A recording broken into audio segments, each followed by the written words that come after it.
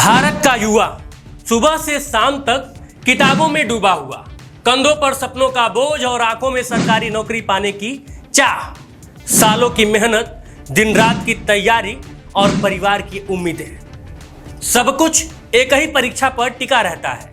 लेकिन क्या हो अगर उस परीक्षा में ही गड़बड़ी हो जाए?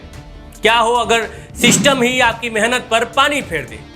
यही दर्द है जिसने हजारों छात्रों को सड़कों पर उतार दिया है। देश भर से हजारों युवा दिल्ली पहुंचे परीक्षा में गड़बड़ी और सिस्टम की नाकामी के खिलाफ आवाज उठाने। रामलीला मैदान बना छात्रों की आवाज का गवाह, लेकिन पुलिस कार्रवाई ने सवाल खड़े कर दिए। क्या सरकार युवाओं की आवाज दबा रही है या सचमुच सुधार की ओर बढ़ रही है? जुलाई 2024 एसएससी के सिलेक्शन पोस्ट फेज 13 की परीक्षा हुई। छात्र परीक्षा देने पहुंचे, लेकिन वहां उन्हें मिला अराजकता का मंजर। कहीं सर्वर बैठा था, कहीं बायोमेट्रिक मशीन काम नहीं कर रही थी, कहीं छात्रों को परीक्षा केंद्र हजारों किलोमीटर दूर भेज दिया गया। छात्रों ने सोचा ठीक है, ये तकनीकी गड़बड़ी हो सकती है, लेकिन जब रिजल्ट आया तो गड़बड़ियों की परत दर परत खुलने लगी। प्रश्न पत्र गलत, उत्तर कुंजी गलत और फिर सोशल मीडिया पर भड़की आग। ऑनलाइन शिकायतों ने आकार लिया, एक नारा गूंजने लगा, दिल्ली चलो। फिर क्या था? देश भर से छात्र दिल्ली की तरफ बढ़े। हाथों में तख्तियां थी, मुंह पर नारे थे और दिल में गुस्सा। रामलीला मैदान बना उसी आवाज का केंद्र। हजारों छात्र और शिक्षक एकजुट हुए। नारे गूंजे कि नौकरी दो, सम्मान दो, हम हक मांगते हैं, भीख नहीं। दिल्ली की सड़कों ने देखा कैसे बेरोजगारी का दर्द एक जन सैलाब में बदल गया। लेकिन हर आंदोलन का एक टकराव होता है। रामलीला मैदान में भी वही हुआ।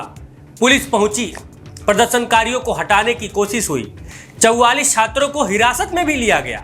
और यही नहीं, छात्रों का साथ दे रहे शिक्षकों को नामर्दानगी और मर्दानगी के तराजू में तौला भी गया। रवैया ऐसा कि हिटलर भी शर्मा जाए।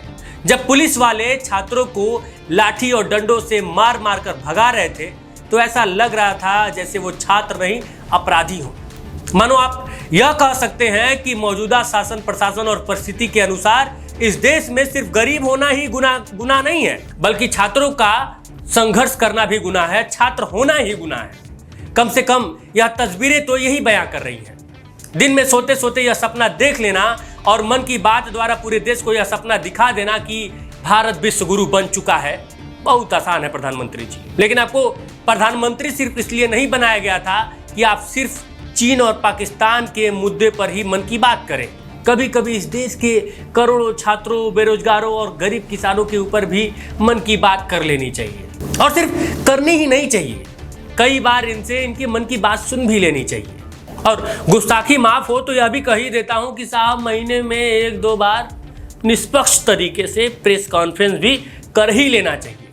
हमें इंतजार है उस दिन का जब 56 इंच वाले प्रधानमंत्री जो प्रेस कॉन्फ्रेंस भी करते हों और प्रेस कॉन्फ्रेंस से भागते ना हो, वो भी इस देश को मिले।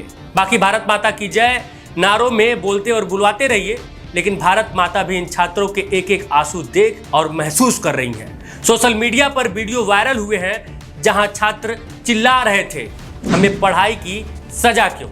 छात्र बोले लाठी डंडों से सपने नहीं टूटते, तो पुलिस बोली हमने सिर्फ कानून लागू किया है।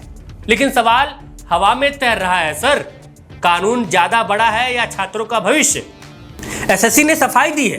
क्या कहा कि हम 2500 छात्रों का रीटेस्ट कराएंगे, एआई सिक्योरिटी लगाएंगे और वेंडर की समीक्षा करेंगे।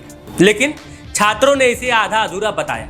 उनका कहना था रीटेस्ट नहीं चाहिए, पूरी भर्ती प्रक्रिया में सुधार चाहिए, वेंडर नहीं, पूरे सिस्टम की जवाबदेही तय होनी चाहिए। फिर इस आंदोलन में राजनीति भी कूद पड़ी। विपक्ष ने इसे युवाओं का आवाज बताया। राहुल गांधी बोले सरकार युवाओं से डर गई है। सत्ता पक्ष ने जवाब दिया सुधार हो रहे हैं, सरकार छात्रों के साथ है। लेकिन छात्रों ने साफ कहा हमें राजनीति नहीं, नौकरी चाहिए। ट्विटर पर एसएससी मिसमैनेजमेंट ट्रेंड करने लगा। यूट्यूब पर छात्रों की कहानियां वायरल होने लगी। इंस्टाग्राम पर नारे गूंजने लगे। क्या नारे गूंजे? पढ़े लिखे नौजवान बेरोजगारी से परेशान, डिजिटल आंदोलन धीरे धीरे सड़कों पर जन आंदोलन में बदल गया। और यह पहली बार नहीं था सर, 2018 में भी एसएससी का पेपर लीक हुआ था, तब भी छात्र सड़कों पर उतरे थे, लेकिन 6 साल बाद भी वही हालात है। इतिहास जैसे खुद को दोहरा रहा है। छात्रों की जुबान पर यही सवाल है, क्या हमारी मेहनत कभी रंग लाएगी?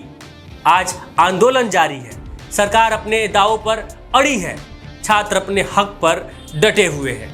लेकिन सबसे बड़ा सवाल, क्या यह आंदोलन नौकरी दिलाएगा? क्या यह सिस्टम सुधरेगा, या फिर आने वाली पीढ़ी भी ऐसे ही सड़कों पर उतरती रहेगी? कहानी अभी अधूरी है। किताब का आखिरी पन्ना अभी लिखा नहीं गया है, लिखा जाना बाकी है। भारत का युवा इंतजार कर रहा है उस दिन का जब परीक्षा ईमानदारी से होगी, जब मेहनत का सही फल मिलेगा, जब नौकरी हक से मिलेगी, न कि आंदोलन से।